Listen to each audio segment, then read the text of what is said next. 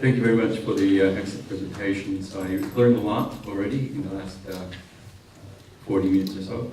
I'm Sneo Akaha. I'm on the Faculty of International Policy and Management, and I'm particularly interested in Dr. Arbatov's characterization of the world that we live in today as a second Cold War already.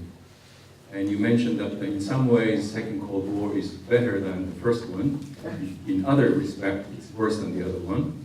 And I take it that you mean, among other senses in which Second Cold War is worse than the first one, is that there's a group of, there's a set of countries that enjoy a certain degree of freedom from both Russia and from the West. And you mentioned several countries, including North Korea.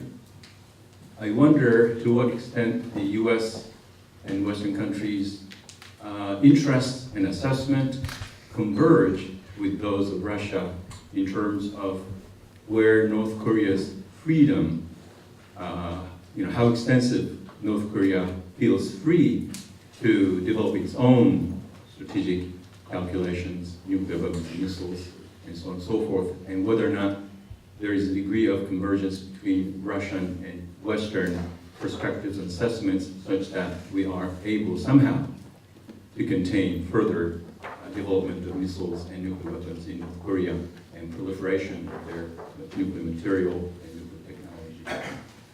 Thank you. Our interests certainly converge on prevention of any war on Korean Peninsula, and certainly prevention of nuclear war, even if it's local. And Russia supported all the resolutions of the United Nations Security Council, including the last one, which was very harsh after the fourth nuclear test in January of this year.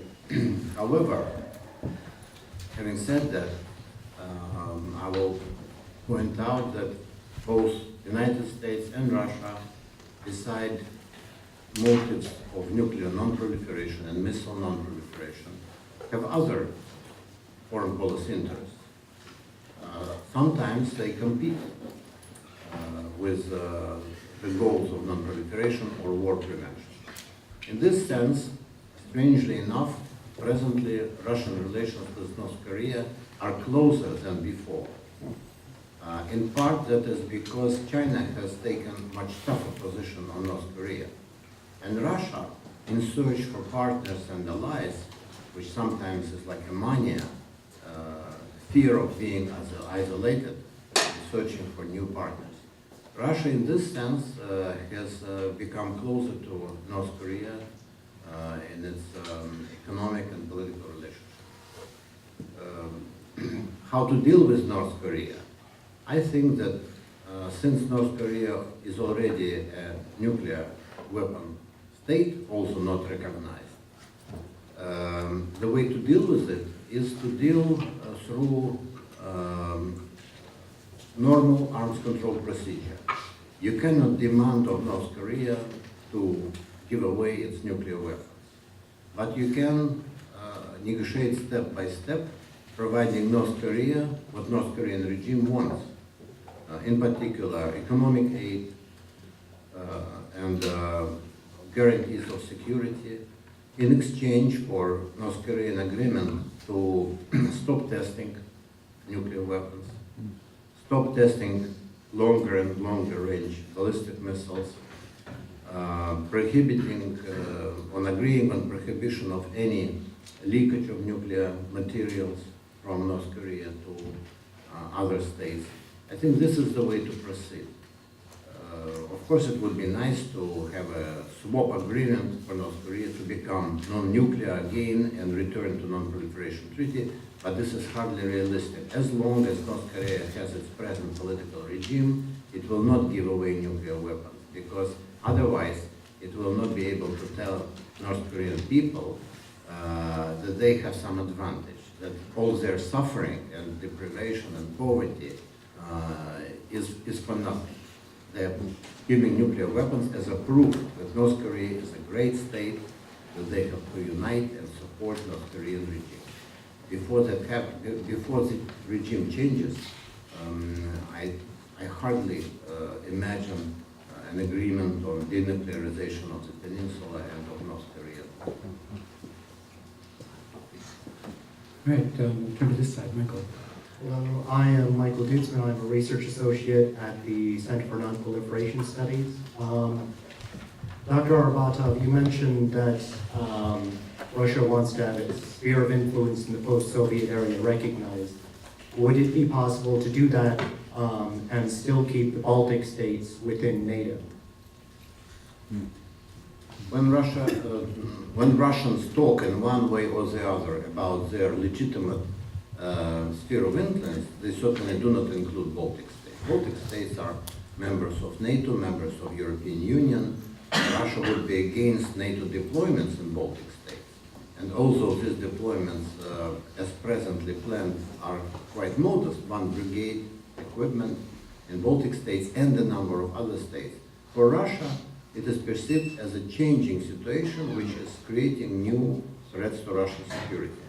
Whenever you talk with Russian military and tell them you have a new tank army in the western part of the country, you have a new combined armed army, you have recreated 2 armies, and they have only 1 brigade against you. Why are you concerned? They will say it's NATO border that came to Russia. It's not Russian territory which came to NATO. So it's close to our homeland, and we have to be concerned about that. About sphere of influence, the program maximum is to establish a sphere of influence and dominate presently non-aligned post-Soviet states like Ukraine, Moldova, Georgia, Azerbaijan. The program minimum is to reach an agreement with the West and these states so that they remain neutral in military sense, so that they do not strive for membership in NATO. And to reach agreement with European Union that whenever European Union develops economic relations with these states, Russian economic interests will be also taken into account. Before all the crisis in Ukraine unraveled, Russia proposed to European Union to have a trilateral talks of Ukraine association agreement with European Union and Russia as an interested side also participating in this talk so that Russian economic interests are not damaged. But the West told Russia that's none of your business. Ukraine is an independent state, sovereign state. It's us and Ukraine which talk about that. That was a mistake. And I think that that's what Russia would like to have as a minimum program of its actions and its status in the post-Soviet space. Let me ask Brad and David if either of you would also like to comment on this particular question before we move on. It strikes me that in many ways Ukraine is, in some ways, a symptom of a larger set of frictions in the U.S.-Russia relationship. It is also very much at the heart of those frictions, and would rather you want to add to Dr. Arbatov's observations. Well, I'd make a comment that's a tangent, which is the Russian leader having presented us with his argument that the existing European order is inadequate in terms of its respect for Russia. This is one of a number of areas where it seems to me that the American political community, having gotten no for an answer, just went to sleep. It seems to me that I find very few Americans doing the kind of thinking that Dr. Arbatov has done about what are the conditions that would allow us to come to some type of compromise that would allow us to move forward. I don't know if this is a part of the reassurance fatigue that I was referring to, but we see it somewhat also in the U.S.-China strategic relationship, where the United States, having repeatedly offered strategic dialogue to China and gotten a no for an answer, has gone on to think about other problems, while they have continued to do their thinking and their homework.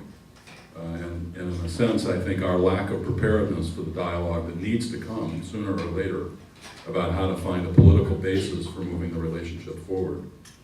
This is on us as much as it is on hardline thinking in Moscow.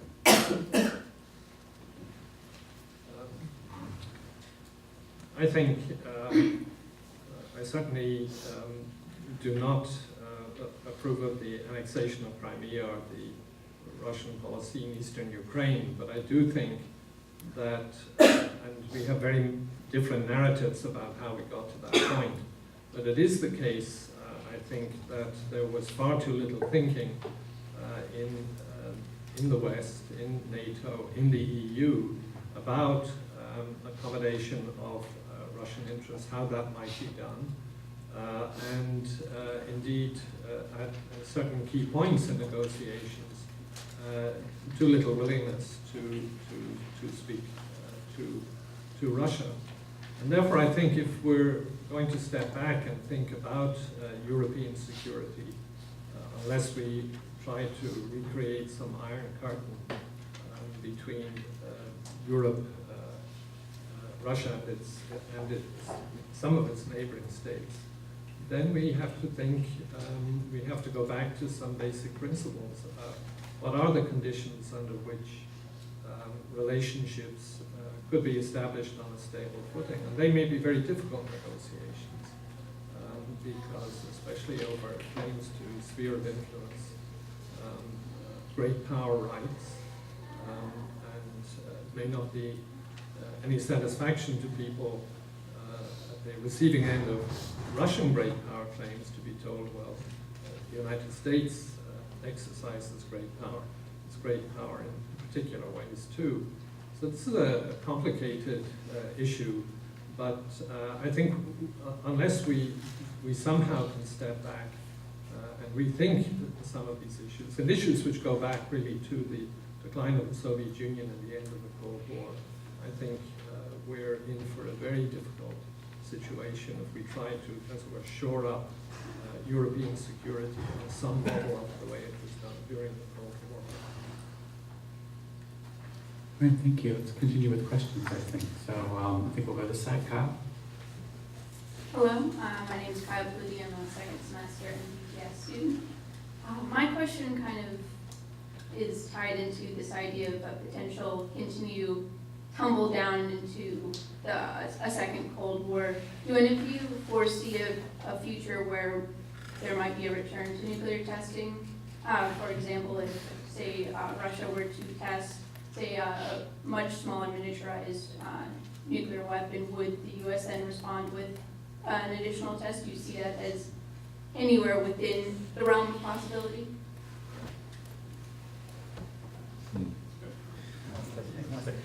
We train our students to think very pessimistically, you can see. I'm happy to start. Pretty darn implausible, but not entirely out of the realm of the possible. It would be my view. It seems to me that Russia's not very dependent upon nuclear testing to do what it needs to do to sustain and modernize its nuclear force. And thus a return to testing by Russia would be largely a political act, not a military, operational, or technical factor.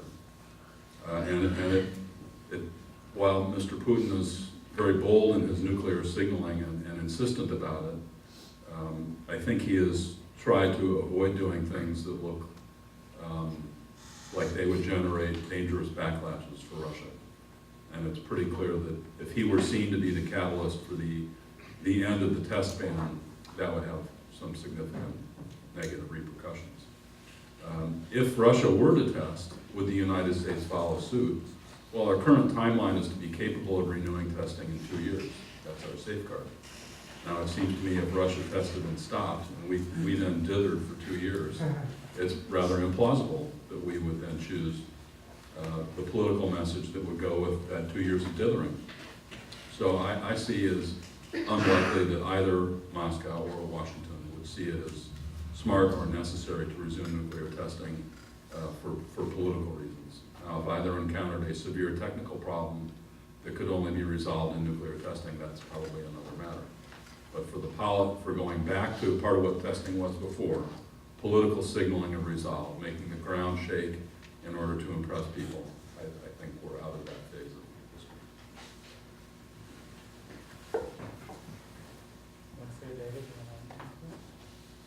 history. I agree with what Brad said. I would only add one point to that. Russia is presently passively negative on everything related to nuclear arms control and non-proliferation as well. It lives by the word, but not by the spirit in relation to existing agreements and or new agreements. However, whenever in Russia this subject is discussed among specialists, somebody would always say, look, we are blamed for being negatively passive on nuclear arms control. We are blamed for treating nuclear arms control not as a major security instrument, but as a pawn in international game. But look at the Americans. They are treating it as a pawn in their domestic political game. Instead of preaching on us the virtues of nuclear disarmament, they should have ratified CTBT. It's 20 years since it was signed, and they still have not ratified it. Let them show us a good example, and after that, blame us for being so passively negative on everything related either to New START or tactical nuclear arms or nuclear summits.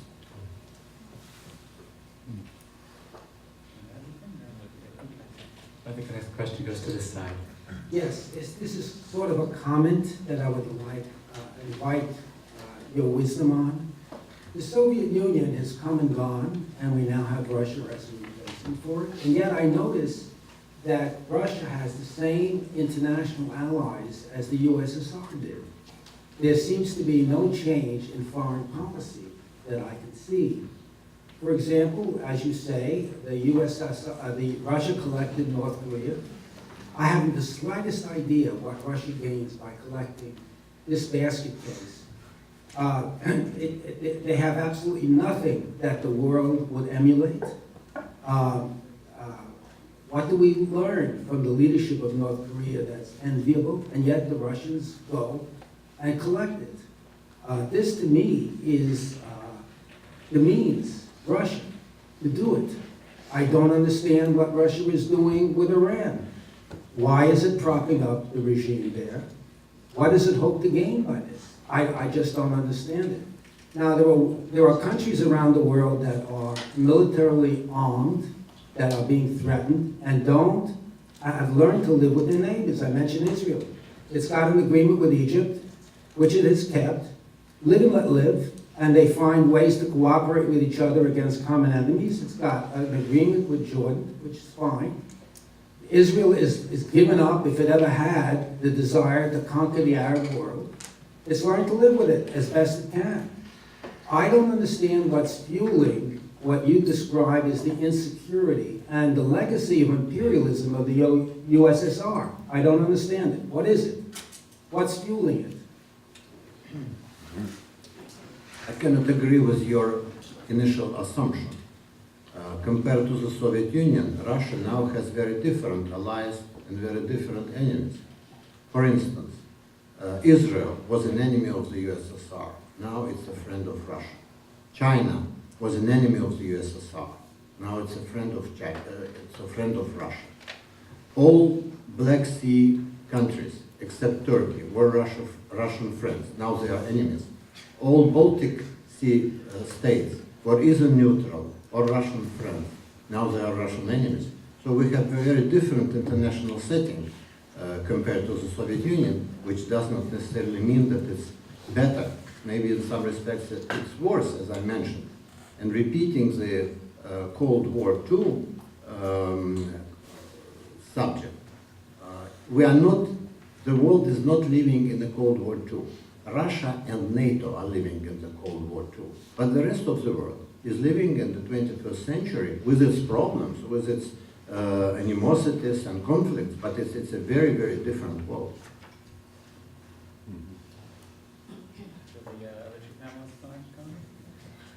Julia, you're next. Hi.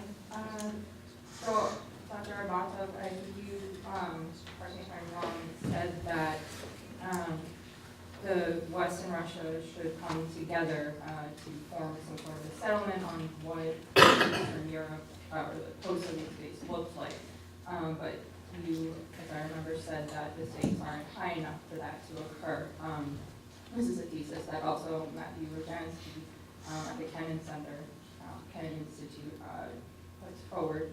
So what, in your perspective, do you think would make the stakes high enough for both sides to finally come together and do perhaps what they should have done at the end of the Cold War?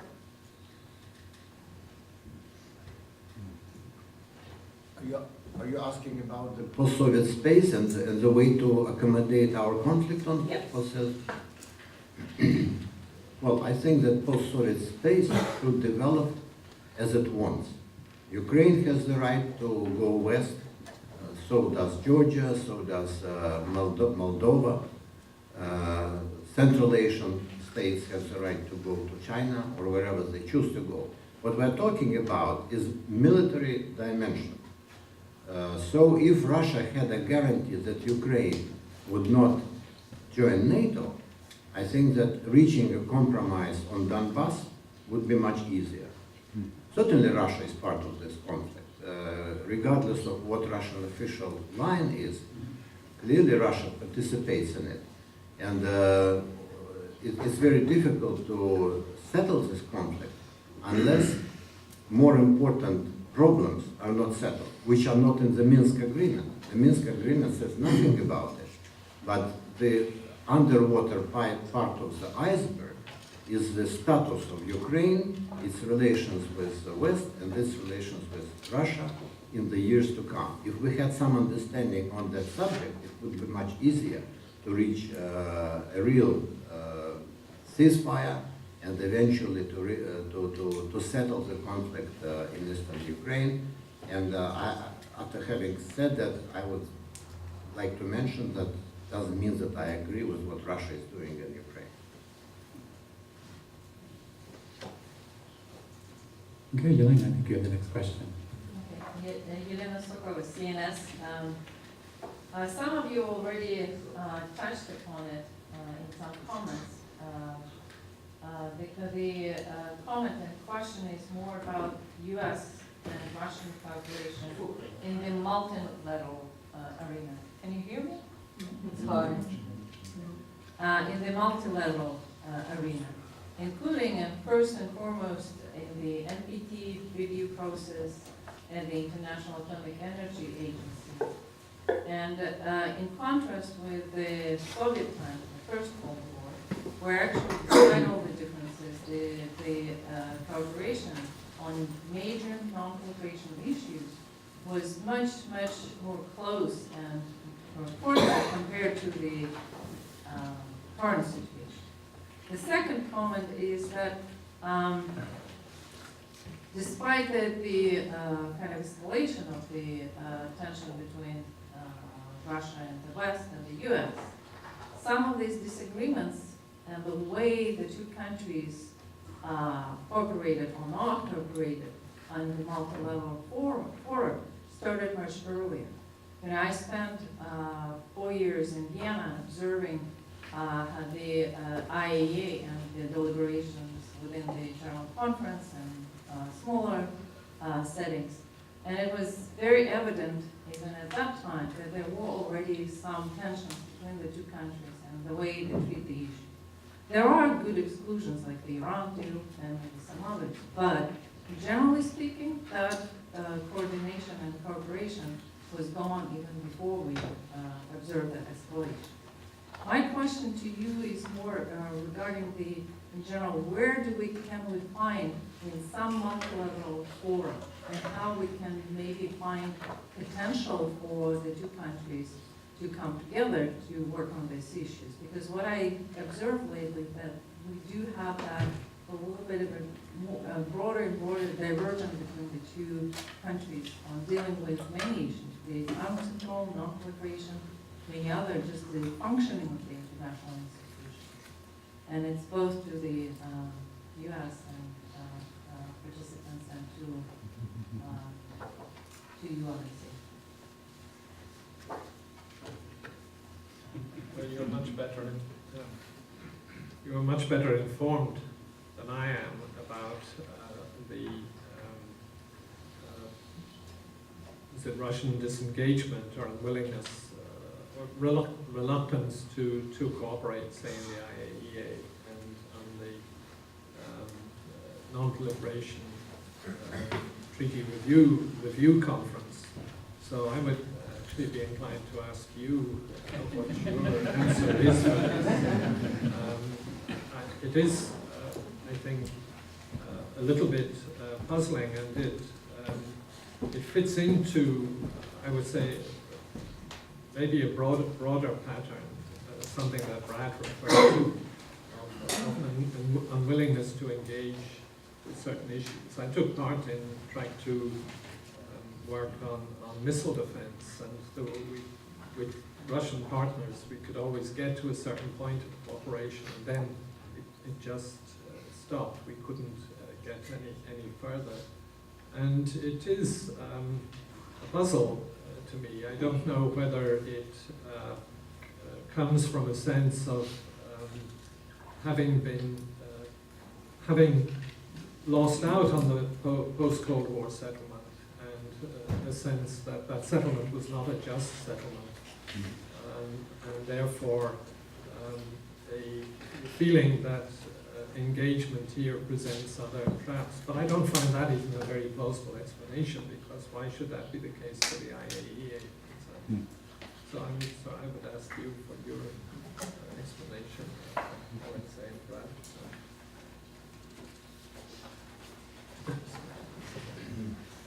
Well, Russia in general is a nuclear-happy country, more than France. Why? Because nuclear weapons are considered in Russia as the main and the principal attribute of Russia as a global power. It's much more important for Russia than it was to the Soviet Union, at least after the Soviet Union reached parity, strategic parity with the United States by the beginning of the 70s. Nuclear weapons were only one of the attributes of Soviet status in the world. It had the largest conventional forces, both in the West and in the East. It has a network of alliances, foreign bases. Gorshkov Navy was in all oceans, and so on and so forth. It had the largest ballistic missile defense, the largest air defense in the world. So, and it was the largest second economy after the United States. Nothing of that is presently available to Russia. All things that I mentioned are not available. Only nuclear weapons is the area where Russia is equal to the United States, in some respects superior to the United States. My proposal, which is based on this recognition, is that since it's the only area where we are equal to the United States, let's continue negotiations with the United States on nuclear arms control, because it's the only area where we can negotiate on equal footing.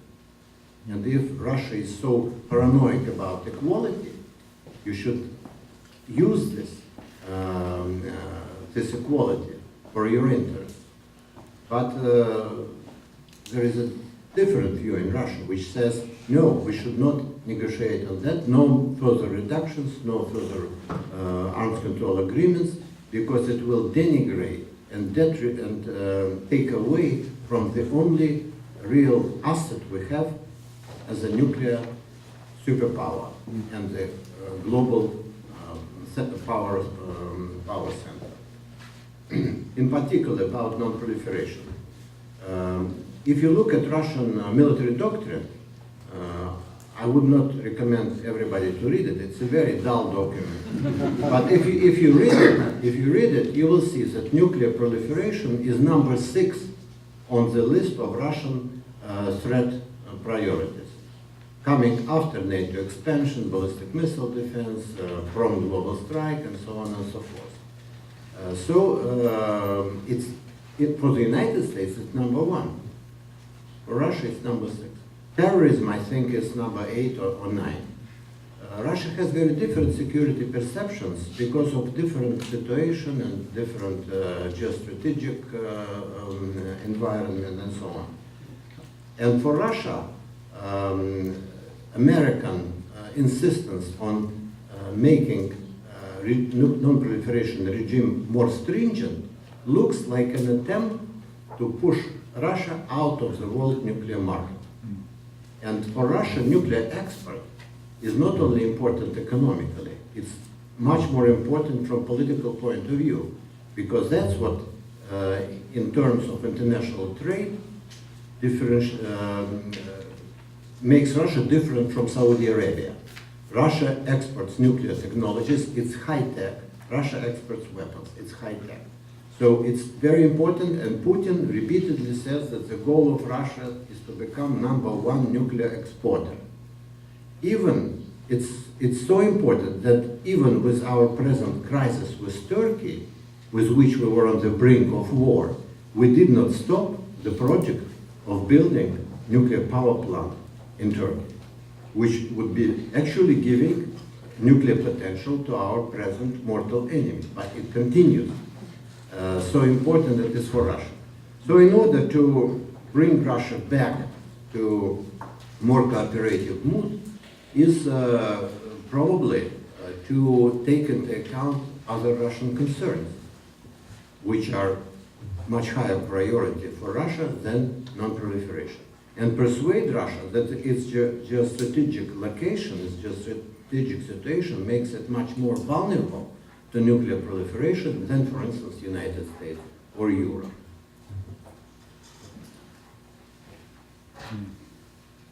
So I can't really add anything to that excellent intervention. And what I would add to Dave, I would just echo David's comment. You posed the question to which you have a good answer, I think. So I'm eager to hear what you have to say. But what's the reason? That there are many reasons for that, and I agree with Alexei, but I also think that we shouldn't be just looking at the Russian side in terms of the change of the cooperation and the way the international organizations are functioning. I think the American side, particularly during the Bush administration, with the way the multilateral organizations and UN were viewed or kind of dismissed quite often. I think it also played a role in kind of bridge between the two countries, how they view the cooperation. The other potentially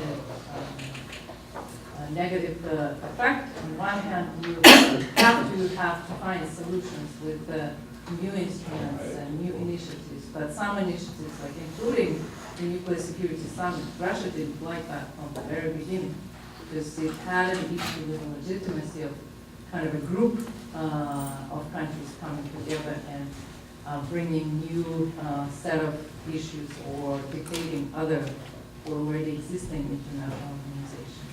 So I would put it this way: there are kind of two sides that rock the boat when it comes to the cooperation of limiting international traditional system and organization. But I just wanted to hear more about your views, how we can restore that. Given the answers, it seems that we're not really looking for restoration to the Russia. So your comment reminds me of another thing that we've lost from the norms and practices and culture of the Cold War was the American expectation that we would meet these challenges in a bipartisan way. And over the last 25 years, we've lost the habit of prioritizing cross-party dialogue on these topics. And this accentuates the swing you described from one way of thinking in America to another way of thinking, that the rocking of that boat seems likely to become only more prominent in our future, unless, in addition to the work we already try to do to understand these problems and develop informed public policies on them, unless we also take on the task of renewing a more bipartisan, broad, national approach to these problems, as in so many other aspects of our national political life. I'm reminded of a now I think fairly old and very simple-minded journal article that was nevertheless sort of nicely insightful in its small way many years ago. I don't remember the author's name. I think the title was something like "The Mood for Arms Control." But it made this remarkably simple point. Let's just imagine you have two countries, and it's roughly a 50-50 proposition whether their government at any moment in time is supportive of and interested in pursuing arms control. If those 50% of the time interests are essentially random within the two countries, then by the laws of probability, the overlap in terms of time when both parties will simultaneously be interested in arms control would only be 25% of the time.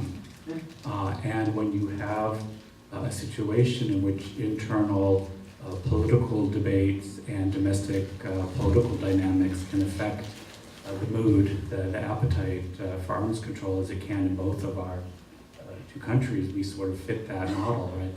The trick is to get both of us on the same page at the same time in the favorable towards cooperation dimension, which can be very hard to do. Well, I think we have time for 2 more questions, and if I am counting correctly with my minimal math skills, we have 2 people waiting to ask questions. So this will work perfectly, so let's go to this side. Yeah, hi, my name is Harry Salzberg. I'm an attorney, international human rights attorney, private practice. Thank you very much for your presentation, everyone. I guess the 2 statements that stick with me the most tonight, first was Dr. Arbatov's statement that the leaders of the U.S. and Russia think they are masters of brinksmanship. You said leaders, I was assuming that meant Obama and Putin. And the second thing that kind of scared me was Dr. Holloway's statement that both sides are planning major upgrades in the nuclear arsenal. You put these 2 thoughts together and you're kind of scared, the average person. So the Union of Concerned Scientists asserts a simple measure which they think could help the situation and de-escalate, namely taking both sides taking their arsenals off of so-called hair trigger alerts. In the view of panelists, maybe all of you can contribute to this. What about the feasibility of that? Again, as Lenin said, maybe I'm a dreamer, but I'm not the only one. It just seems like a simple measure. In this crowd, you might have to specify which Lenin you're referring to. Lenin.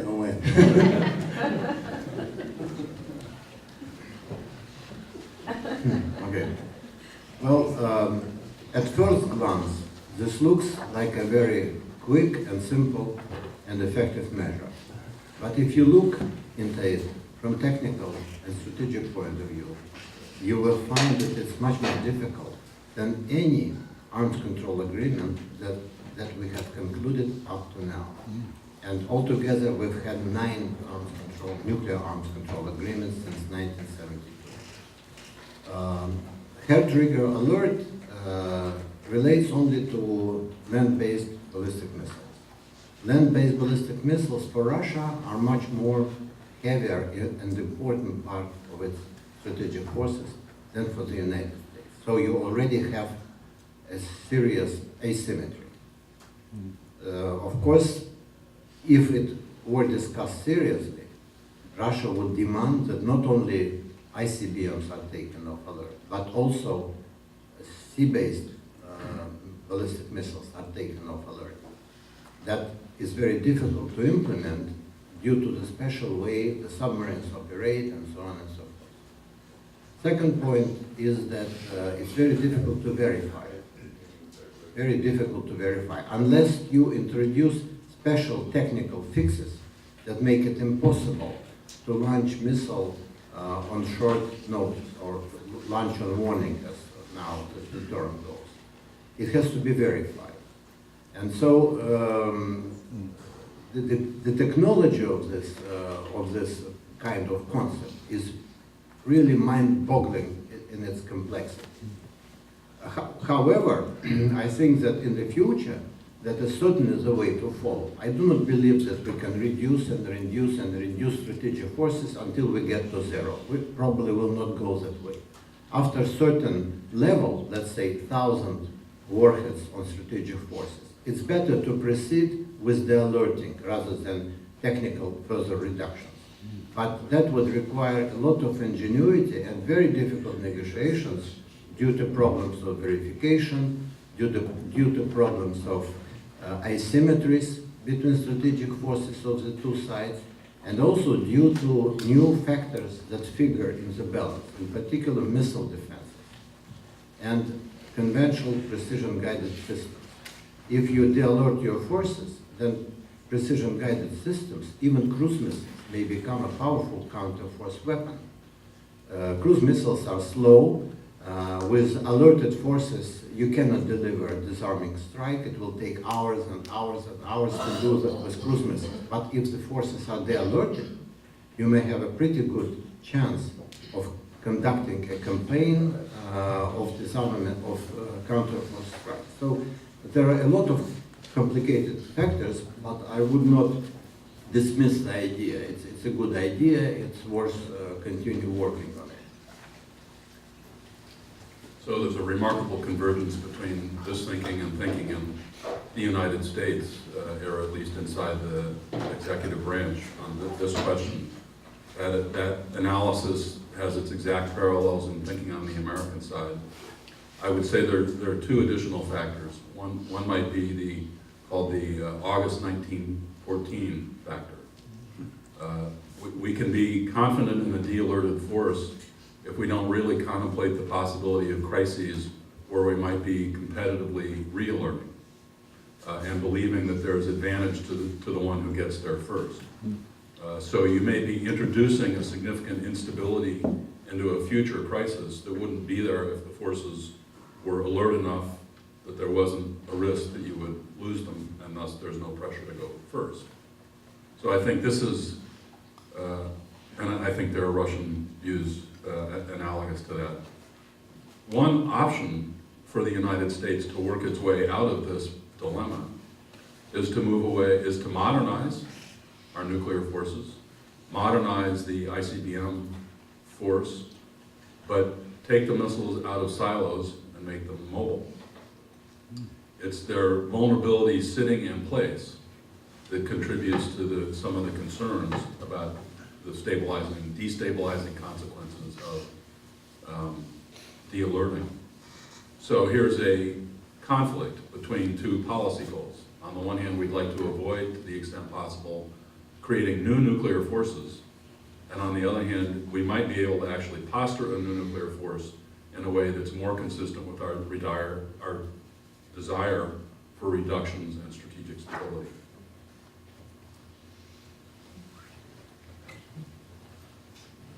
You've heard the technical arguments which I accept against going to de-alerting of whole forces. There are other possibilities. One is to abandon or not to have three legs of the strategic triad, and maybe to get rid of land-based systems, not necessarily for both sides, but for the United States. Another is some possibility of reducing the number of forces on high alert, so that you still have some forces capable of responding to an attack by launching a warning. But I agree that the two arguments, the technical argument and the August 1914 argument, do open up the possibility that going to de-alerting whole scale, and especially if it's by an agreement which would be extremely difficult to verify by the two sides. That would seem to outweigh the benefits of de-alerting, which I think the more we can push nuclear weapons into the background, the better. But nevertheless, there is this thing. May I add one word to that? Sure. But some de-alerting already is the fact. Tactical nuclear arms are all de-alerted. They are all in storages and not deployed in peacetime or delivery systems. That's good news. Chris, you have a final question? Chris Toomey from the Naval Postgraduate School across town. Thanks for a fascinating panel. I expected to be depressed when I went home and saw the election news. Thank you for ramping that up a couple hours early. Let me see if we can't maybe find grounds to ratchet that back a little bit and push you on two different areas. One, second Cold War, but it lacks the military dynamic in the Volga Gap on the Central European front that push the potential for escalation through tactical nuclear use into strategic weapons in a way that I don't think we quite have the analogy for. You don't have sudden conventional military collapse as a driver of nuclear escalation. And isn't that something that we should regard as much more stabilizing in the second nuclear era? Second, I'm very struck by the comment about this is the longest period since '68 without bilateral nuclear negotiations.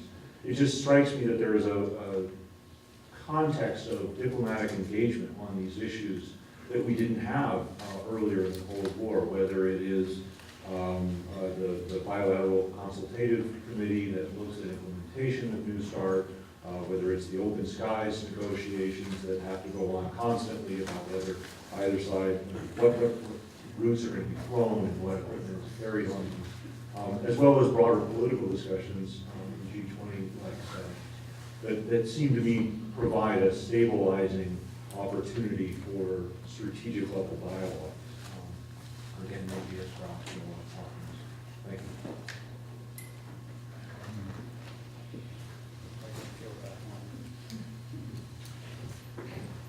Well, things are not that bad, I agree with you.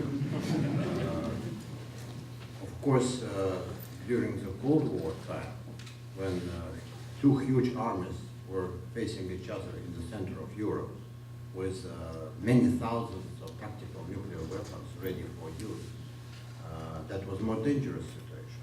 What we are talking about now, the situation is different, but if there is a clash or military conflict over Ukraine or over Moldova or in the Baltic states, the losing side may be tempted to use tactical nuclear weapons to demonstrate its resolve and to de-escalate, as a military strategist put it. And it's now discussed as a legitimate concept, using of nuclear weapons, presumably tactical nuclear weapons, for the purpose of de-escalation. But what if the response of the other side would not be de-escalation, but the use in response, and we immediately escalate to the highest level? This is the danger. 70 years since the first and last combat use of nuclear weapons have changed people's mentality. I'm extremely concerned about ongoing, how would you put it, ongoing dissolution or blurring of nuclear taboo that existed in the past and was recognized very clearly, especially after the Cuban Missile Crisis. The Cold War had two very definite periods, before the Cuban Missile Crisis and after, when all the nuclear arms control started, and then they signed declarations to avoid nuclear war, that nuclear war cannot be won and should never be fought. I think that now situation is worse than in the second part of in the second half of the Cold War, because of the number of factors which we mentioned here, all of us, but also because of this gradual evaporation of nuclear taboo. New thinkers do not remember what all the books and conferences and declarations and and studies on nuclear weapons that were done in the past. They think that they invent a bicycle anew, and they come with ideas which may appeal to new politicians who also do not know what happened before. The military and the politicians and civilian experts, the new generation, they have come after quarter century of unprecedented relaxation of tensions, breakthroughs in arms control and cooperation. They take it for granted. And sometimes they behave with it in a very offhanded, I would say, offhanded and inaccurate way. And for me, this is a very big concern. And I'd just say that I think that's spot on. It's very difficult to imagine today President Putin standing with President Obama in Reykjavik and making a statement that nuclear war cannot be fought, cannot be won, and thus must never be fought. It's not clear that that's the governing idea at this regional level of war. There are Russia's thinking about how to deter and defeat a conventionally superior nuclear armed major power and its allies. I mean, that's a coded phrase because it obliges it to think about how to influence the stronger power by creating cost and risk that it's unwilling to bear. And if your expected confrontation, military confrontation, leads you to escalation strategies early, then in a context, in a culture that no longer sees significant inhibitions there, then I think we're in trouble. And so NATO struggles with, on the one hand, convincing itself that this is really a problem today, that we really have to go back and do this, and on the other hand, not wanting to join Russia in what NATO considers to be irresponsible nuclear saber rattling, irresponsibly raising nuclear dangers, irresponsible things of one ilk or another, but worried that in not joining Russia in that rhetoric and that talk and that posturing, it's sending a message of restraint, but what may be received is not a message of restraint, but of weakness and potentially appeasement. And this is unlike what we knew after the Cuban Missile Crisis, and I think that's right. I would add, though, I'm going to go away cheerier, at least until I turn on the political news tonight, than you, Chris, because I actually think that the main message of Dr. Arbatov's presentation tonight wasn't to focus on the nuclear dangers between us, but the outlines of a compromise that will take us out of this deadlock situation. And frankly, I didn't hear anything on your list of conditions that I think is politically implausible for the United States or NATO. And I think the challenge in front of us is to figure out how to do reset again with a different name. How about détente? There's another name that we'll have some difficulty. So what's the label we go forward to? I don't know. But this is a central policy question for the United States at this time is there anything that the outgoing Obama administration can usefully do to lay the foundations for the next administration? Or is the most useful thing it could do is to just shut up and just let this be in the inbox of the next administration, because that's the most promising way to get a fresh start, at least from the American side. And I'd be interested in your view on that, whether there's anything the United States, the Obama administration can do in its last 6, 7, 8 months to lay the foundations for the next administration to come in and do all this. The Obama administration can't see this agenda through to a deal that's going to be politically viable for the United States. It's the job of the next administration, if this opportunity is in fact there to seize. Maybe David wants to get in, and then we'll let each of you have one last word. I there was a certain, of course, the presence, the military confrontation in Europe during the Cold War was extremely dangerous, given the number of weapons, the number of troops that were there. But I think that there was a sense that crossing the border, initiating hostilities would create a great risk of escalation to nuclear weapons.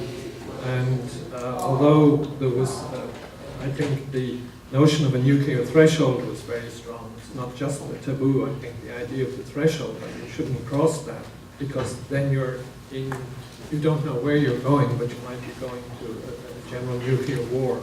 I think that has weakened, and we do get talk about, well, I mean, there was this talk in the Cold War too about demonstration shots and so on, and proving intent, and we just think about a small nuclear strike to show that we're serious about the issue. That talk was worrying too about the Cold War. During the Cold War, I don't want to make it seem that it was all very comfortable. But I think that I do agree that there are dangers in the rhetoric. There are dangers in the idea that nuclear weapons can be used without running an extremely high risk of escalation. And I think that perhaps the most encouraging thing I learned from this discussion is that historians can be useful in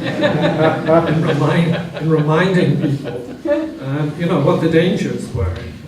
We can look back sometimes and cast a rosy glow over the Cold War. And I think it's important to remember the dangers that were there as well as the dangers that we face now.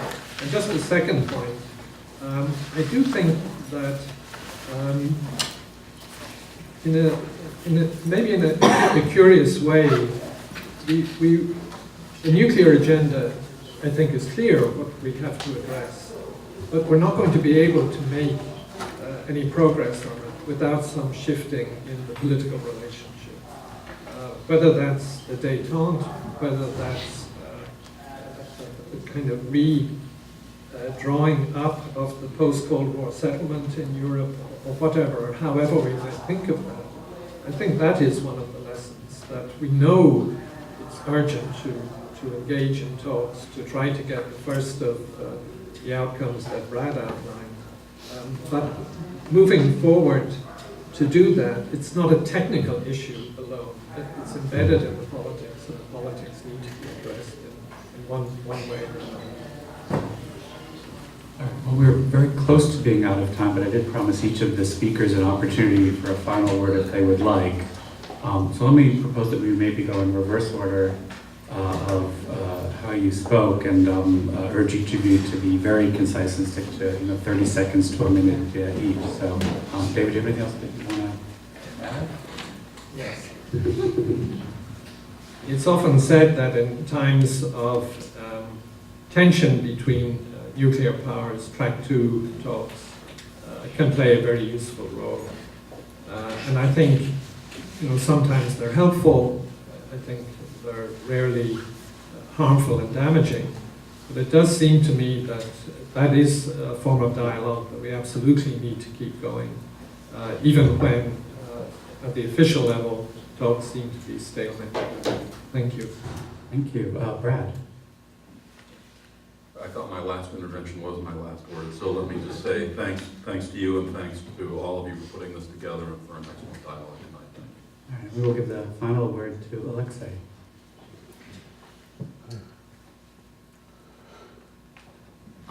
I'm always against the logic of wait and see in response to your question. I think that time should not be lost. And even though this is an outgoing administration, it should still try to achieve some progress, in particular in the area of nuclear arms control that we were talking about. The whole system of nuclear arms control and non-proliferation is in a state of unprecedented and comprehensive crisis. And something should be done in order to stop this process. For the next administration to make it easier to continue rather than to start from scratch. In 1968, we started first SALT negotiations. Then Czechoslovakia happened. But since the start was already there, very soon after Nixon came to power, negotiations were resumed, and very quickly, basically in 3 years, the first historic agreements were reached. I think that, first of all, we have to reconfirm the 1972 Convention on Prevention of Accidents at Sea and in airspace overseas, because we are now constantly, almost every week, face dangerous encounters, dangerous collisions, and we should even add to that convention some dimensions, because Article 15 of the convention envisions possibility of introducing some space distances which should not be crossed by ships and aircraft. And actually, in November of the last year, Russia proposed to the United States to discuss it, but Americans declined. I don't understand why.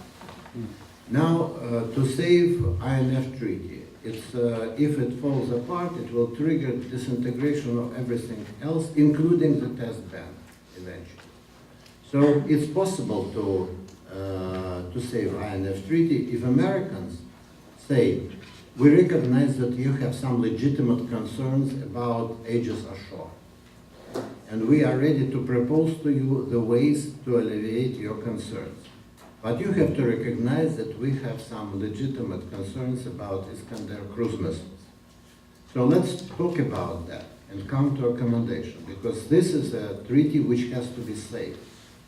The end of Cold War started with this treaty in 1987.